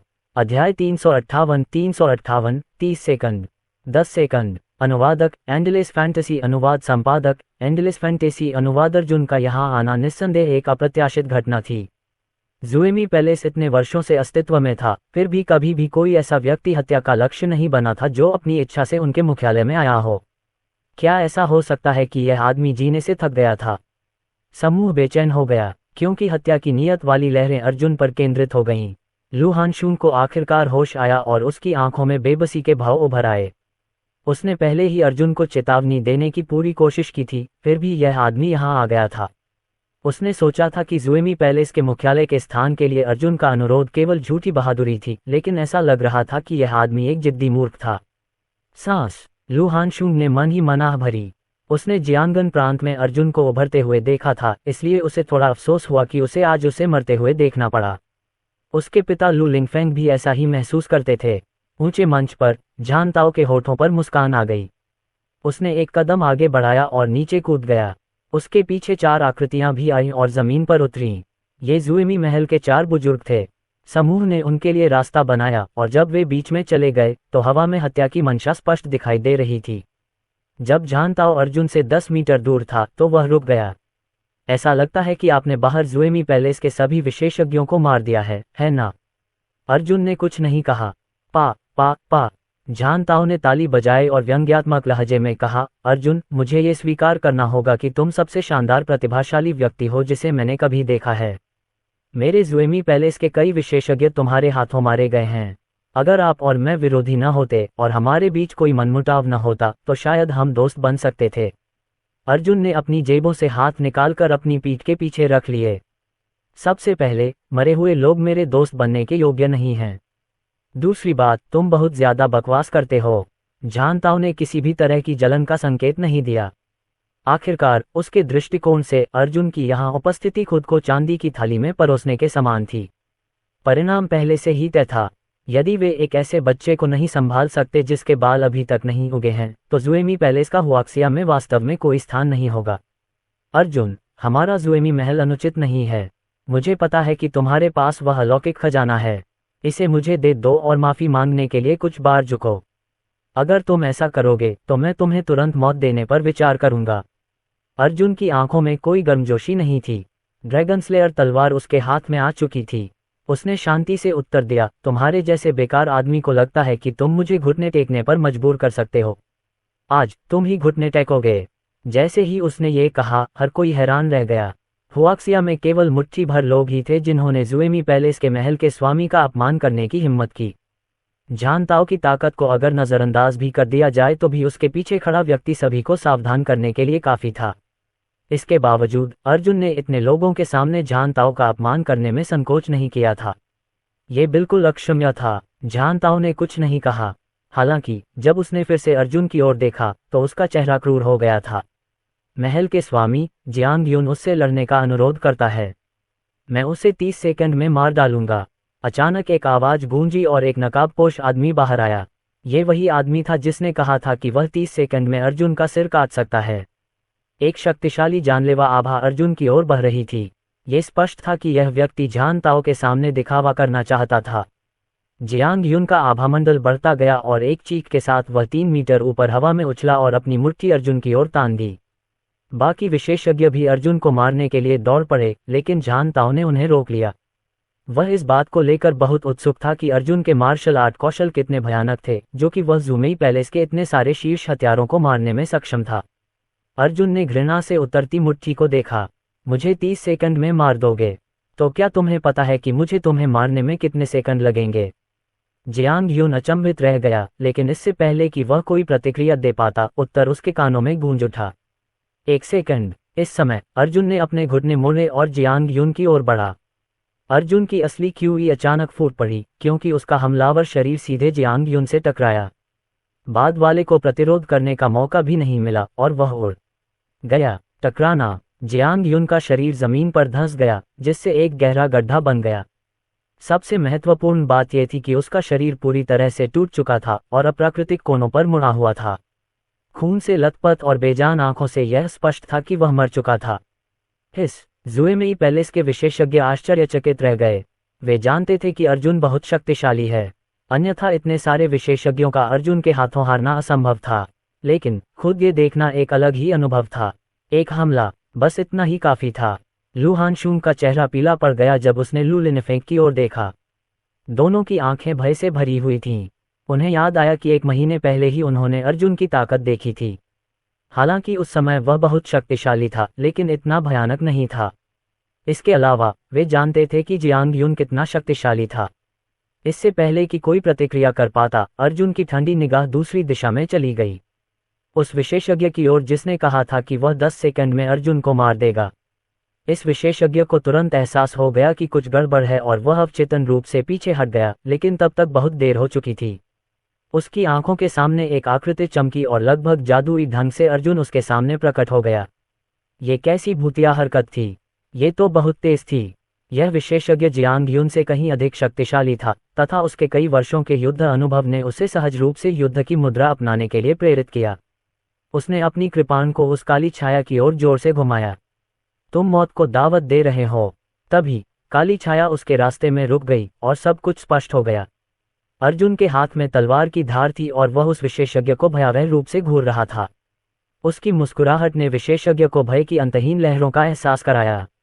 आखिर यह बच्चा कितना ताकतवर था! तोड़ना। अर्जुन ने अपनी असली क्यूई को अपने हाथ और बाह में प्रवाहित करते हुए तलवार को थूका, जिससे तलवार टूट गई। उसके हमले से उत्पन्न बल विशेषज्ञ की बाह में भी संचारित हुआ, जिससे वह क्षत विक्षत हो गई। ये किस प्रकार की शक्ति थी? विशेषज्ञ का दिल व्याकुल हो गया। अध्याय 359 कार्रवाई के लिए मजबूर होना। उसने हुआक्सिया में बहुत से मार्शल आर्ट विशेषज्ञों को मार डाला था, लेकिन कभी भी ऐसे भयानक अस्तित्व का सामना नहीं किया था। क्या ये बच्चा हुआक्सिया के ग्रैंड मास्टर रैंकिंग में शीर्ष स्थान पाने के योग्य था? हालांकि उसके पास इस बारे में सोचने का समय नहीं था, क्योंकि अर्जुन ने उसे मुक्का मारा था। ये सरल और सीधा था, लेकिन टकराना। सभी ने देखा कि विशेषज्ञ की भुजाएं मुड़ गईं और फिर फट गईं, इससे पहले कि मुट्ठी उसकी छाती पर लगी और वह उड़ गया। एक जोरदार धमाके के साथ शव झान ताओ के पैरों पर गिरा। उस आदमी के दोनों हाथ टूटे हुए थे और खून से लथपथ थे, और वह पहले ही मर चुका था। इस समय पूरा हॉल शांत हो गया, क्योंकि अर्जुन की हत्या की ठंडी मंशा सभी पर हावी हो गई थी। उनकी आंखें अर्जुन पर टिकी थीं। उनकी निगाहें भय, आतंक और अविश्वास से भरी थीं। ज़ुएमी पैलेस के हत्यारों ने पिछले कुछ सालों में कम से कम 10,000 मार्शल आर्ट विशेषज्ञों की हत्या की थी। हालांकि इस समय इन 2 साधारण मुखों ने उनके शीर्ष हथियारों को हिलाकर रख दिया था। झान ताओ का चेहरा कोयले की तरह काला हो गया। अर्जुन ने ज़ुएमी पैलेस के मुख्यालय में घुसकर 2 शीर्ष हत्यारों को उसकी नाक के नीचे मार डाला था। यह उसके चेहरे पर सीधे तमाचा मारने जैसा था, और अगर यह बात बाहर आ गई तो उसकी प्रतिष्ठा को बहुत नुकसान होगा। हालांकि जब उसने अर्जुन की ओर देखा तो उसे भी उतनी ही ठंडी नज़र से जवाब मिला। उनकी हत्या की मंशा एक दूसरे से टकराए और अदृश्य आध्यात्मिक उतार चढ़ाव सभी दिशाओं में फैल गए। इससे यहाँ मौजूद हर हत्यारे को बेहद असहज महसूस हुआ। झान ताओ ने दहाड़ते हुए कहा, ज़ुमेई पैलेस के हत्यारों, मेरा आदेश मानो। उसे घेर लो और मार डालो। कोई दया मत दिखाओ। 1 सेकंड, 2 सेकंड, 3 सेकंड बीत गए, फिर भी कोई भी हिला नहीं। कौन उस राक्षस से परेशानी मोल लेने की हिम्मत करेगा। झान ताओ बड़ी मुश्किल से अपना गुस्सा रोक पाया। जो कोई भी उसका सिर काट सकेगा उसे तुरंत ज्येष्ठ के पद पर पदोन्नत कर दिया जाएगा। जैसे ही उसने ये कहा, सभी की आंखें लालच से लाल हो गईं। जुएमी महल के बुजुर्गों ने जुएमी महल के अधिकांश संसाधनों का आनंद लिया और इस प्रकार वे पहले की अपेक्षा बहुत तेजी से शक्तिशाली बन गए। बात सिर्फ इतनी ही नहीं थी। एक बार जब कोई जुएमी पैलेस का मुखिया बन जाता है तो उसे किसी की हत्या करने की जरूरत नहीं होती। उसे बस अपनी दौलत का आनंद लेना होता है और मजबूत होने पर ध्यान केंद्रित करना होता है। यह जुएमी पैलेस में हर हत्यारे का अंतिम लक्ष्य था। लगभग तुरंत ही 20 आकृतियां अर्जुन की ओर दौड़ पड़ीं। यह उनमें से लगभग आधा था। अर्जुन ने ठंडे भाव से उनकी ओर देखा और अपनी सच्ची चीख को अपने हाथ में ले लिया। हवा चलने लगी और उसके शरीर से ड्रैगन की दहाड़ें धीरे धीरे सुनाई देने लगीं। हालांकि रक्त ड्रैगन बाहर नहीं आया, लेकिन इसने अर्जुन को ताकत और आभा के मामले में बहुत बढ़ावा दिया। ऐसा लग रहा था मानो आसपास का वातावरण नरक की बर्फीली गहराइयों में डूब गया हो, और ऐसा लग रहा था मानो नरक के द्वार खुल गए हों और अर्जुन नरक का द्वारपाल था। जलता हुआ आकाश ताड़, अर्जुन ने दहाड़ते हुए कहा कि जैसे ही एक जलती हुई हथेली संघनित हुई, उसका शरीर आग की लपटों में लिपट गया और उसने नरक की लपटों को इस दुनिया में ला दिया। टकरा जाना। एक जोरदार धमाके के साथ बर्निंग स्काई पाम फट गया। हमले का नेतृत्व करने वालों के शरीर जलकर काले हो गए और उनमें से कुछ के तो टुकड़े टुकड़े भी हो गए। जुमेई पैलेस के विशेषज्ञों ने भी आने वाले घातक खतरे को भांप लिया और तुरंत भागने की कोशिश की। ये कैसी बकवास हरकत थी। क्या ये बच्चा इंसान भी था? आखिर ये लपटें क्या थीं? क्या यह आदमी कोई महान साधक हो सकता है? यद्यपि वे भाग गए थे, लेकिन टक्कर से उत्पन्न आघात तरंगों के कारण पूरा हॉल हिंसक रूप से कांप उठा और वे लड़खड़ाकर लगभग गिर पड़े। झान ताओ की नजरें बेहद गंभीर हो गईं। अर्जुन के अचानक जुएमी पैलेस में घुसने से स्थिति पूरी तरह से नियंत्रण से बाहर हो गई थी। यदि उसने अब अर्जुन को नहीं मारा तो वह मुसीबत में पड़ जाएगा। सब कुछ सोचने के बाद उसने अपने पीछे खड़े जुमेई पैलेस के 4 बुजुर्गों की ओर देखा और आदेश दिया, हम पांचों एक दल बनाकर उससे निपटेंगे। अगर हम उसे नहीं मारेंगे तो वह निश्चित रूप से जुमेई पैलेस के लिए एक बुरा सपना बन जाएगा। हाँ, महल के स्वामी। चारों बुजुर्गों की मुट्ठियां भींचते ही उनकी आभा फूट पड़ी। दूर से 4 तलवारें उड़कर उनके हाथों में आ गिरी। कुछ ही सेकंड बाद वे हवा में उछल पड़े और एक ऐसी संरचना में व्यवस्थित हो गए जिससे बच पाना असंभव लग रहा था। जब लू हानशुंग ने यह दृश्य देखा तो उसका दिल जोर से धड़क उठा। उसने खुद से पूछा कि हुआक्सिया की मार्शल आर्ट की दुनिया में और कौन है जो अकेले ही जुएमी पैलेस के इतने सारे हथियारों को दबा सकता है। शायद कुछ शीर्ष अस्तित्व ऐसा कर सकते थे, लेकिन अर्जुन इतना शक्तिशाली कब बन गया था? वह इतना शक्तिशाली कैसे था कि महल के राजा झान ताओ और 4 बुजुर्गों को उससे निपटने के लिए एक साथ काम करना पड़ा? भले ही अर्जुन इस युद्ध में जीते या हारे, लेकिन उनके पराक्रम पूरे हुआक्सिया मार्शल आर्ट जगत को हिला देने के लिए पर्याप्त थे। पिताजी, क्या आपको लगता है कि अर्जुन जीत सकता है? लू हसुआंग ने लू लिनफेंग की ओर देखा, उसकी आवाज कांप रही थी।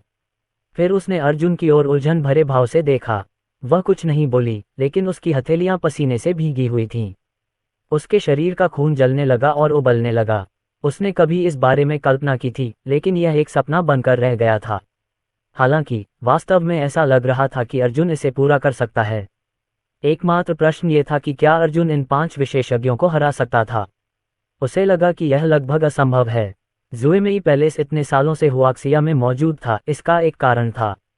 दूर से अर्जुन ने उन 5 लोगों को देखा जो तेजी से उसकी ओर आ रहे थे, और अंततः उसकी आंखों में गंभीरता का भाव दिखाई दिया।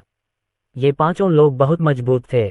उसने जल्दी से क्यूई इकट्ठा करने वाली गोलियों की एक बोतल निकाली और उन्हें एक ही बार में निगल लिया। जैसे ही औषधीय प्रभाव ने अपना काम करना शुरू किया, उसके डेंटियन में असली क्यूई फिर से भरना शुरू हो गया, जिससे उसे थोड़ा बेहतर महसूस हुआ। इस समय उन 5 ने अर्जुन के भागने के रास्ते पूरी तरह से बंद कर दिए थे। अर्जुन, तुम हम 5 को सेना में शामिल होने के लिए मजबूर करने में सक्षम थे। जब तुम नरक में जाओगे तो ये गर्व करने लायक बात होगी, झान ताओ ने व्यंग्य किया। मरने से पहले मैं तुम्हें एक और बात बता दूं। जैसे ही तुम मरोगे, मैं व्यक्तिगत रूप से जियांगन प्रांत जाऊंगा और तुम्हारे स्वर्गीय न्याय समूह को खा जाऊंगा। केवल इतना ही नहीं, मैंने सुना है कि आपके साथ 2 खूबसूरत महिलाएं हैं। उनका नाम सान्या और रोशनी है ना? हाँ, मैं अपने आदमियों के आनंद के लिए इन दोनों महिलाओं को पकड़ लूंगा। हाँ। अध्याय 360 छिपे हुए ड्रैगन ने स्वर्ग को नष्ट कर दिया। शब्द सुनते ही अर्जुन की आंखें लाल हो गईं और उनका क्रोध भड़क उठा। जो कोई भी अपने करीबी लोगों को धमकाता था उसे मरना पड़ता था। इस समय उसे मारने और नष्ट करने की इच्छा पूरी तरह से खा चुकी थी। वह इस खतरे को दुनिया से हमेशा के लिए मिटा देगा। अर्जुन ने ड्रैगन स्लेयर तलवार घुमाई और दहाड़ा, आज से ज़ुएमी पैलेस इस दुनिया में मौजूद नहीं रहेगा। इस तलवार के प्रहार के साथ अर्जुन का प्रचंड क्रोध भी प्रकट हुआ। झानताओ और ज़ुमेई पैलेस के 4 बुजुर्गों ने लापरवाही बरतने की हिम्मत नहीं की और अपनी तलवार की तकनीक को अंजाम दिया। गठन द्वारा समर्थित 5 तलवार तकनीकें एक साथ मिल गईं, एक विशाल काली तलवार की किरण में संघनित हुई जो अर्जुन की ओर टूट पड़ी। अर्जुन, तैयार हो जाओ। चाहे तुम कितने भी स्वर्ग विरोधी क्यों न हो, तुम इस तलवार के वार का सामना नहीं कर पाओगे। चाहे आप कितने भी ताकतवर क्यों न हो, आप केवल एक ही व्यक्ति हैं। अर्जुन की ड्रैगन स्लेयर तलवार ऊंची काली तलवार की किरण से टकराई और हॉल लगभग 2 ताकतों की टक्कर के प्रभाव को झेलने में विफल हो गया। दीवारों पर दरारें बनती देखी जा सकती थीं। टकराना। हालांकि झानताओ और बुजुर्गों ने अर्जुन के हमले को रोक दिया, फिर भी वे पूरे 10 कदम पीछे हट गए। इससे प्रभाव की शक्ति देखी जा सकती थी। अर्जुन और भी ज्यादा दुखी था। उसका शरीर उड़ गया, लेकिन उसने ड्रैगन स्लेयर तलवार को जमीन में घोंप दिया, जिससे उसकी गति धीमी हो गई। तलवार को जमीन पर घसीटे जाने पर चिंगारियां निकलने लगी और जब तक वह रुका, जमीन में एक लंबा गड्ढा बन गया था। यह भयानक था। उसके शरीर में खून का प्रवाह बढ़ गया और अर्जुन का चेहरा पीला पड़ गया और वह जोर जोर से सांसें लेने लगा। उसके लिए अकेले ज़ुमेई पैलेस के शीर्ष 5 विशेषज्ञों के खिलाफ लड़ना वाकई मुश्किल था। इन 5 लोगों में से कोई भी हुआक्सिया की मार्शल आर्ट की दुनिया में शक्ति विशेषज्ञ था। हालांकि वे जयंत जोशी और मास्टर जिंगदाओ जितने शक्तिशाली नहीं थे, लेकिन वे हुआक्सिया की ग्रैंड मास्टर रैंकिंग में कम से कम शीर्ष 15वें स्थान पर थे। झानताओ और चारों बुजुर्ग और भी हैरान हो गए। उस बातचीत के बाद वे निश्चित रूप से बढ़त पर थे, लेकिन वे 5 थे और उनमें से एक वह था। ये बच्चा कितना स्वर्ग विरोधी था। उन 5 ने एक दूसरे को देखा और एक दूसरे की आंखों में हत्या का इरादा देखा। अगर यह बच्चा नहीं मरा तो ज़ुएमी पैलेस नष्ट हो जाएगा। उसे मार डालो। 5 आकृतियां तेजी से उछलीं और तलवारों की किरणें आसमान में फैल गईं और अर्जुन पर उतर आईं। जवाब में अर्जुन ने उनके हमलों का सामना करने के लिए अपनी तलवार घुमाई और फिर से उड़ गया। इस बार उसने मुंह भर खून थूक दिया। ईमानदारी से कहूं तो अर्जुन चौथी समाधि का पत्थर सक्रिय कर सकता था और उस प्राचीन शक्तिशाली विशेषज्ञ को बुला सकता था, लेकिन वह ऐसा नहीं करना चाहता था। मार्शल आर्ट के मार्ग पर कोई भी दूसरों पर आंख मूंद कर भरोसा नहीं कर सकता। अपनी स्वयं की शक्ति सर्वोपरि थी। अर्जुन, मुझे यकीन है कि तुम्हारे अंदरूनी अंग पीड़ित हैं। ईमानदारी से कहूं तो अगर तुम आज नहीं मरते तो मुझे लगता है कि कुछ सालों में तुम हुआक्सिया की मार्शल आर्ट की दुनिया पर कब्जा कर सकते हो। हालांकि मैं तुम्हें वह दिन देखने के लिए जीने का मौका नहीं दूंगा। क्या तुम एक बात जानते हो? मुझे प्रतिभाशाली लोगों को मारना पसंद है। तुम्हारे जैसे प्रतिभाशाली व्यक्ति को मारना एक तरह का आनंद है। हाँ हाँ। 5 दिल तोड़ने वाली तलवारें। ठंडी हंसी के बाद झानताओ बहुत गंभीर हो गया। जब बाकी 4 लोगों ने 5 दिल तोड़ने वाली तलवारें शब्द सुने तो उन्हें तुरंत पता चल गया कि उन्हें क्या करना है। उनकी आभा उनकी तलवारों के इर्द गिर्द लिपटी हुई थी और हिंसक हवाएं पूरे हॉल में बह रही थीं। इस समय उनकी आभा अपने चरम पर पहुंच गई थी और उन्हें उसी हॉल में होने पर लगभग घुटन महसूस हो रही थी जिसमें वे थे। ज़ुएमी पैलेस के कुछ विशेषज्ञ जो उन 5 के करीबी थे ने वास्तव में मुंह में खून थूक दिया। अर्जुन, देखते हैं तुम इस हमले को कैसे रोकते हो। जैसे ही झानताओ ने बोलना समाप्त किया, प्रकाश की 5 किरणें आकाश में निकली और फिर अर्जुन की ओर टूटकर गिरने लगीं। अर्जुन वहीं खड़े होकर निडरता से हमले का सामना कर रहे थे। अचानक उसने अपनी आंखें बंद कर लीं। पहली तलवार छिपे हुए ड्रैगन ने स्वर्ग को चीर दिया। अर्जुन अच्छी तरह जानता था कि इस आक्रमण का प्रतिरोध करने के लिए एकमात्र चीज जिस पर वह भरोसा कर सकता था वह थी स्वर्ग विभाजक तलवार। भले ही उसने संसार का ब्रिस्तान में इसका अभ्यास किया था, लेकिन वह वध करने वाले दाव भगवान जितना शक्तिशाली नहीं था। इसके अलावा अब इसका उपयोग करने से उसके शरीर को बहुत नुकसान होगा और उसे ठीक होने के लिए कम से कम कुछ दिनों तक आराम करने की आवश्यकता होगी। हालांकि उसके पास कोई और विकल्प नहीं था। इस प्रकार बिना किसी हिचकिचाहट के उसने ड्रैगन स्लेयर तलवार को ऊपर उठाया और उसकी आभा प्रस्फुटित होकर आकाश में उड़ गई। ड्रैगन स्लेयर तलवार से अनगिनत तलवार किरणें निकलीं जब अर्जुन ने इसे बार बार घुमाया, जिससे तलवार की किरणें हर चीज में फैल गईं। टकराना, झानताओ और अन्य लोगों द्वारा किए गए हमले ध्वस्त हो गए। उनकी कोई भी तलवारबाजी की तकनीक स्वर्ग विभाजक तलवार के सामने टिक नहीं सकती थी। वे अपनी ओर आती तलवार की किरणों को देखकर डर से भर गए। उन्हें पता था कि इस हमले का विरोध करने का उनके पास कोई मौका नहीं है। जान ताओ, जो सेना के पीछे था, इतना भयभीत था कि उसका पूरा शरीर कांप उठा। उसने जल्दी से घुटने टेक दिए और कहा, ग्रैंड मास्टर ये, कृपया मेरी जान बख्श दें। मैं आत्मसमर्पण करने और आपकी सेवा करने के लिए तैयार हूँ। बहुत देर हो गई। अर्जुन के होठों पर एक ठंडी मुस्कान आ गई। मरना। तलवार की किरणें हवा में फैल गईं और फिर जान ताओ का सिर काट दिया।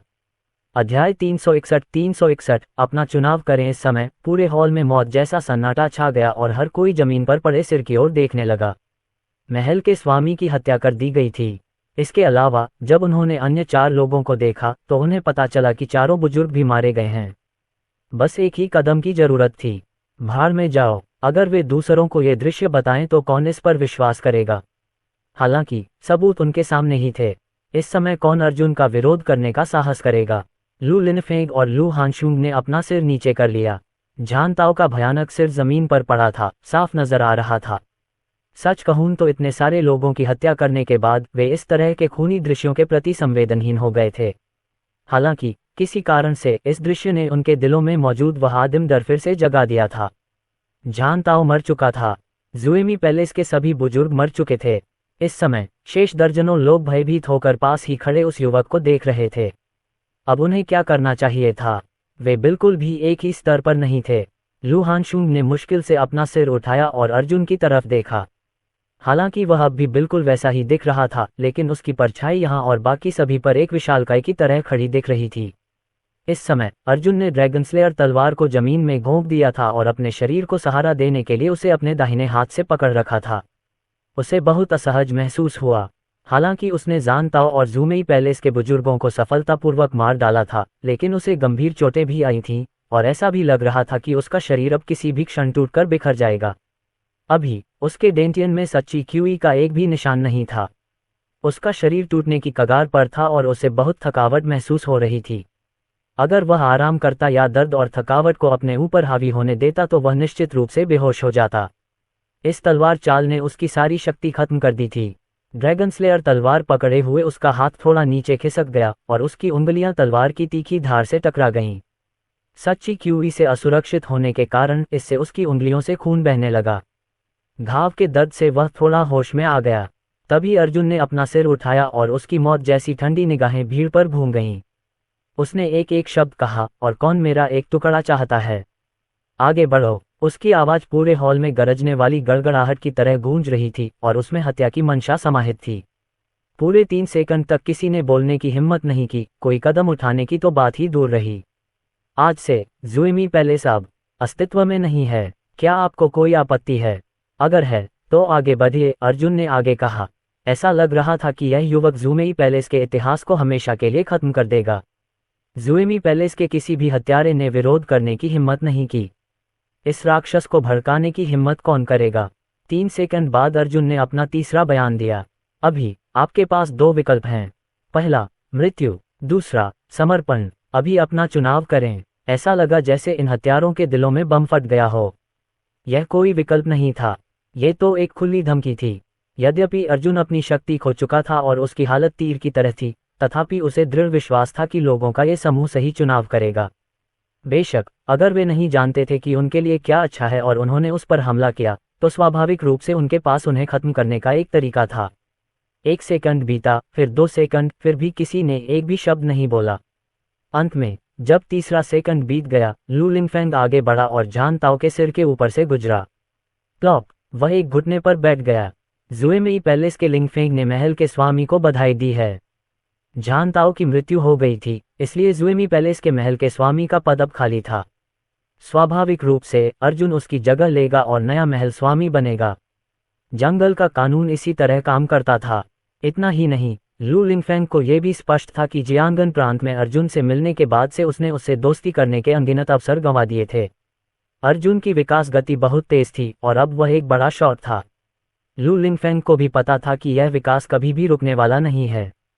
यदि वह अभी इस जहाज पर नहीं चढ़ता तो उसे जीवन भर इसका पछतावा होता। इसलिए इस समय उन्होंने दृढ़तापूर्वक घुटने टेक दिए और समर्पण कर दिया। लू लिंगफेंग के घुटने टेकने के बाद लू हानशुंग ने भी प्रतिक्रिया व्यक्त की। वह समझ गई कि उसके पिता क्या करना चाहते थे। उसके पिता ने अर्जुन की शारीरिक स्थिति को समझ लिया होगा। अगर उन्होंने अभी अपनी वफादारी की घोषणा नहीं की तो क्या कभी दूसरा मौका मिलेगा? प्लॉप। लू हानशुंग भी घुटनों के बल बैठ गया। सबने एक दूसरे की तरफ देखा। कुछ सेकंड बाद और भी लोग घुटनों के बल बैठ गए। Plop plop. नमस्कार महल के स्वामी। उनकी आवाज़ों ने हॉल को हिलाकर रख दिया। किसी भी मामले में वे केवल जुमेई पैलेस द्वारा इस्तेमाल किए जाने वाले उपकरण थे, और ईमानदारी से कहें तो अर्जुन द्वारा इस्तेमाल किया जाना जान ताओ द्वारा इस्तेमाल किए जाने से अलग नहीं होगा। इस समय उनकी सर्वोच्च प्राथमिकता जीवित रहना थी। इसके अलावा अर्जुन की ताकत और उम्र को देखते हुए वह निस्संदेह जान ताओ की तुलना में जुमेई पैलेस का नेतृत्व करने के लिए अधिक योग्य था। उनके नेतृत्व में जुमेई पैलेस हुआक्सिया के मार्शल आर्ट की दुनिया के शिखर तक पहुंचने में सक्षम हो सकता है। केवल 3 लोग ही घुटने टेकने से बच गए। उनकी आंखें संकोच और घृणा से भरी थीं। ये बच्चा पहले से ही थका हुआ है, हम क्यों घुटने टेकें? जैसे ही उनकी बात समाप्त हुई वे तीनों अर्जुन की ओर दौड़ पड़े। हालांकि इससे पहले कि वे अर्जुन के करीब पहुंच पाते, लू हसुआंग और लू लिंगफेंग पहले ही उनसे मिलने के लिए आगे बढ़ चुके थे और उन्होंने तीनों पर हमला बोल दिया। तुम्हारी हिम्मत कैसे हुई महल के स्वामी का अनादर करने की? इसके अलावा जुएमी पैलेस से 2 अन्य विशेषज्ञ भी वहां पहुंचे। जल्द ही जमीन पर खून फैल गया और उन अंतिम 3 लोगों के सिर काट दिए गए। जिन लोगों ने उन तीनों पर हमला किया था वे बहुत ही चतुर थे। अगर वे अब राजमहल के स्वामी के प्रति सद्भावना नहीं दिखाते तो कब दिखाते? अर्जुन ने संतोष से सिर हिलाया। उसका शरीर पहले से ही थोड़ा ठीक हो चुका था। उसने भीड़ की ओर देखा। चूंकि तुमने मुझे महल के स्वामी के रूप में स्वीकार किया है, इसलिए आज से तुम हत्यारे नहीं हो बल्कि मेरे आदमी हो। तुम्हें अब जीविका चलाने के लिए लोगों को मारना नहीं पड़ेगा और तुम एक समृद्ध भविष्य का आनंद ले पाओगे। इसके अलावा मेरे प्रति अपनी वफादारी साबित करो और मैं तुम्हें हुआक्सिया के शिखर तक पहुंचने का अवसर दूंगा। हालांकि यदि आप मुझे धोखा देते हैं तो मैं आपकी आत्माओं को नष्ट कर सकता हूं, चाहे आप कहीं भी या कितनी भी दूर छुपें। जैसे ही उसने बोलना समाप्त किया, अर्जुन ने एक कदम आगे बढ़ाया और रक्त ड्रैगन ने एक गगनभेदी दहाड़ लगाई और वह अर्जुन के ठीक पीछे आ गया और उसके शरीर के चारों ओर लिपट गया। ये क्रूर, राजसी और रक्तपिपासु लग रहा था। इस समय अर्जुन एक दिव्य ड्रैगन द्वारा संरक्षित एक अद्वितीय अमर की तरह था। उसके शरीर से एक लाल प्रकाश निकल रहा था जो सभी के दिलों में छाप छोड़ रहा था। इस समय उनके दिलों में बस डर ही बचा था। आज से लिंगफेंग अस्थायी रूप से प्रभारी होगा। यदि आप उसकी अवज्ञा करते हैं तो मैं आपको मार डालूंगा। मैं अगले कुछ दिनों में जुएमी पैलेस के पुनर्निर्माण का तरीका सोचूंगा और इसके संचालन के तरीके को भी बदलूंगा। अंत में तुम्हें आज जो कुछ हुआ वह किसी को नहीं बताना चाहिए। यदि कोई इस नियम का उल्लंघन करता है तो उसे अपने किए का परिणाम स्वयं भुगतना होगा। लिंगफेंग और लू हानशुंग यहीं रुको, बाकी तुम लोग इस हॉल से बाहर निकल जाओ। जैसे ही अर्जुन ने बोलना समाप्त किया, भीड़ तितर बितर हो गई। मात्र 5 सेकंड में हॉल में केवल अर्जुन, लिंगफेंग और लू हानशुंग ही बचे थे। जैसे ही हॉल के दरवाजे बंद हुए, अर्जुन अब और नहीं रुक सका। ड्रैगन स्लेयर तलवार जमीन पर गिर गई और उसका शरीर जमीन पर गिर गया। स्टोरी पसंद आई तो लाइक और शेयर करना न भूलें। हमारे टेलीग्राम चैनल को ज्वाइन करने से आपको नई स्टोरीज और अपडेट्स मिलते रहेंगे। ज्वाइन करने के लिए लिंक पर क्लिक करें।